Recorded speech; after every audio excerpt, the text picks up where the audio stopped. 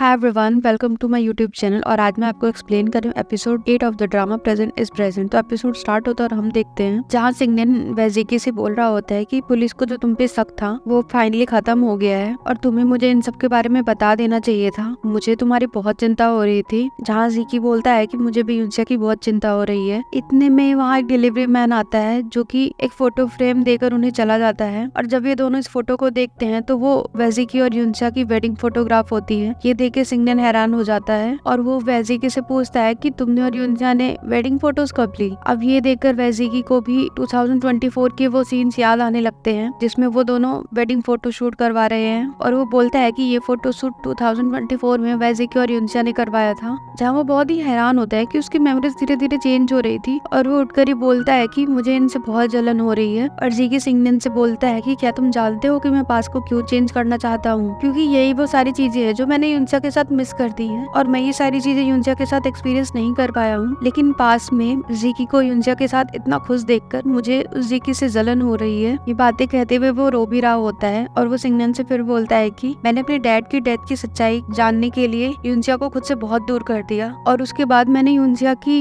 Dead body देखी थी। मुझे समझ में नहीं आ रहा जब वो चली गई थी तो वो मेरी एंगेजमेंट पार्टी में वापस क्यों आई और बिना किसी वजह से उसकी डेथ कैसे हो गई वहाँ पर। ये सब मेरी गलती थी और उसकी डेथ भी मेरी वजह से ही हुई है। सिंगनेन जीकी से कहता है कि तुम खुद को दोष मत दो और वो उस फोटो को देख के कहता है कि मैं पास्ट को रिपीट नहीं होने दूंगा और मैं यूंसिया को बचा के ही रहूंगा। अब सीन प्रेजेंट में शिफ्ट होता है जहाँ नीनिंग जीकी के पास आई होती है और उससे बोलती है कि मैंने कंपनी की न्यू ब्रांच के लिए न्यू कैंडिडेट सेलेक्ट किए हैं, तुम एक बार इनकी लिस्ट देख लो। जिन्हें जीकी देखता है तो उसमें उसे पेशन की भी फाइल मिलती है जिसे देखकर वो बोलता है कि ये हर जगह क्यों आ जाता है। तो नीनिंग बोलती है कि पेशन आजकल ज्यादा ही यूंसिया के कांटेक्ट में है और मैंने कुछ दिन पहले इन दोनों को साथ में खाना खाते हुए भी देखा था। तो जीकी बोलता है कि तुम अभी इसे इग्नोर करो, अभी हमारी मेन प्रायोरिटी ज़ोवई है। तो नीनिंग कहती है कि अगले हफ्ते हम लोग कंपनी के न्यू प्रोजेक्ट के बारे में अनाउंस करने वाले हैं और हम इस मौके का फायदा उठाकर उसको बाहर आने के लिए मजबूर कर सकते हैं। तो जीकी बोलता है कि ये सब मैं उस ब्रांच में करवाना चाहता हूँ जहाँ मेरे डैड ने अपना एक्सपेरिमेंट किया था। वो ब्रांच एक सुनसान इलाके में है और मुझे पूरा विश्वास है कि ज़ोवई इतने अच्छे मौके को तो अपने हाथ से नहीं जाने देगा और फिर हमें ये भी पता चल जाएगा कि ज़ोवई के पीछे कौन है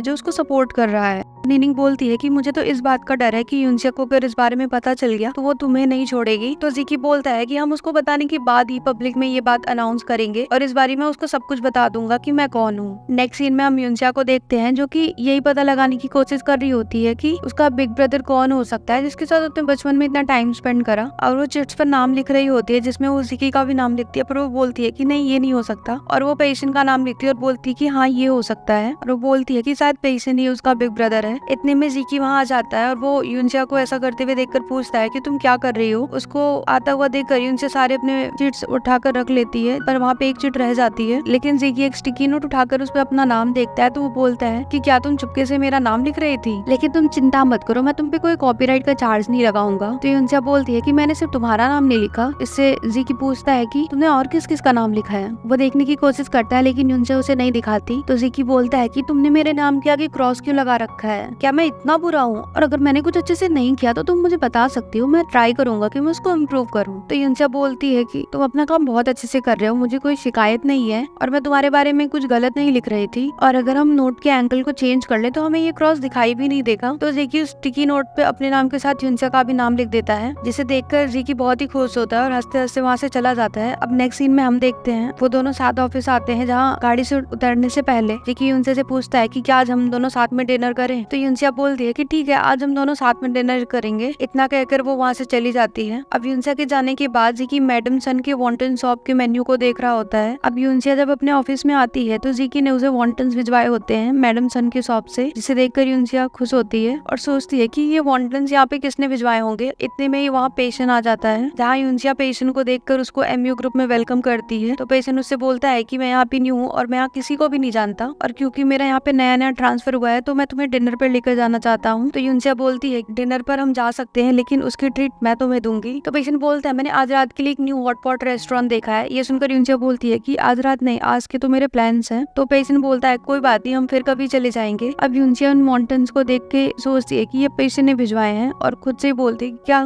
पेशेंट मेरा बिग ब्रदर हो सकता है। अब रात को डिनर में जीकी ने हॉटपॉट का सारा सामान रेडी कर लिया होता है, जिसको देखकर यूनसिया जीकी से पूछती है कि क्या तुमने ये सारी चीजें खुद करी हैं? तो जीकी बोलता है क्या हुआ, तुम्हें कुछ पसंद नहीं आया? तुम्हें जो पसंद नहीं आया मैं उसको चेंज कर दूंगा। तो यूनसिया बोलती है नहीं मैं ऐसा कुछ नहीं कह रही हूँ, मैं तो ये कह रही हूँ कि हमें जल्दी से खाना शुरू करना चाहिए। तभी जीकी यूनसिया से पूछता है कि आज तुम बहुत खुश लग रही हो, क्या तुम्हारे साथ कुछ अच्छा हुआ है? तो यूनसिया बोलती है कि आज मेरी मुलाकात एक बहुत पुराने दोस्त से हुई है, जिससे मेरा कांटेक्ट खत्म हो गया था। ये सुनकर जीकी खुद में ही सोचता है कि क्या मैडम सन के माउंटेन से यूनसिया को सब कुछ याद आ गया है, और वो बहुत खुश होता है। तो जीकी बोलता है कि अगर तुम इतने टाइम बाद मिले हो तो तुम दोनों को एक दूसरे से ज्यादा बात करनी चाहिए। तो यूनसिया बोलती है कि लेकिन मैं अभी 100% श्योर नहीं हूँ कि ये वही है, पर आज उसने मेरे लिए लंच ऑर्डर किया था। ये सुनकर जीकी बहुत ही खुश हो रहा होता है। तभी यूनसिया बोलती है कि वो खाना मेरे और उसके लिए बहुत मैटर करता है। ये सुनकर जीकी सोचता है कि मतलब मैं यूनसिया को याद हूँ। फिर यूनसिया कहती है कि जब मैं ऊपर काम कर रही थी तो तुम्हारी चिड़िया कोई आवाज नहीं निकाल रही थी, क्या उसकी तबीयत खराब है? तो जीकी सोचता है कि यूनसिया को अब उस बर्ड की भी चिंता हो रही है, इसका मतलब है उससे सब कुछ याद आ गया है। वो बोलता है कि तुम फिक्र मत करो, उसके साथ कभी कभी ऐसा होता है। और वो उससे पूछता है कि क्या तुम कल के लिए फ्री हो? तो यूनसिया बोलती है हाँ। तो जीकी बोलता है कि कल मेरी मीटिंग है, इसलिए मैं थोड़ा बिजी रहूंगा, तो क्या तुम मेरी बर्ड को प्री ट्रीटमेंट के लिए उसे लेकर जा सकती हो पेट शॉप पर? तो यूनसिया बोलती है कि ठीक है, और वो सोचता है कि मेरा प्लान काम कर रहा है। अब अगली सुबह जीकी बर्ड के पास आकर उसे सिखाने लगता है कि जब यूनसिया तुम्हें बाहर लेकर जाएगी तो तुम्हें उसका नाम योनियन बुलाना है, ये जो कि उसका निकनेम है। और वो बर्ड से बोलता है कि तुम मेरे पीछे ही रिपीट करो योनियन, पर वो बर्ड रिपीट नहीं कर रहा होता है और उसके शब्द ही बार बार बोल रहा होता है। इसे देखकर जीकी बोलता है कि ये कितना बेवकूफ बर्ड है, जिसे सुनकर वो बर्ड भी बार बार जीकी को बेवकूफ बेवकूफ कहने लगता है। ये सुनकर जीकी बहुत ही गुस्सा होने लगता है। तभी वहाँ पे यूनसिया आ जाती है और उसके पास आकर बोलती है कि तुम इस बर्ड के पास क्या कर रहे हो? तो जीकी बोलता है कि मैं उसको कुछ सिखाने की कोशिश कर रहा था। तो वो उसको बोलती है कि मैं शावर लेने के बाद इसको बाहर लेकर जाऊंगी। ये कहकर वो वहाँ से चली जाती है। जाते हुए जीकी उस बर्ड से बोलता है कि तुम यूनसिया को योन योन ही कहना। ये कहकर वो वहाँ से चला जाता है।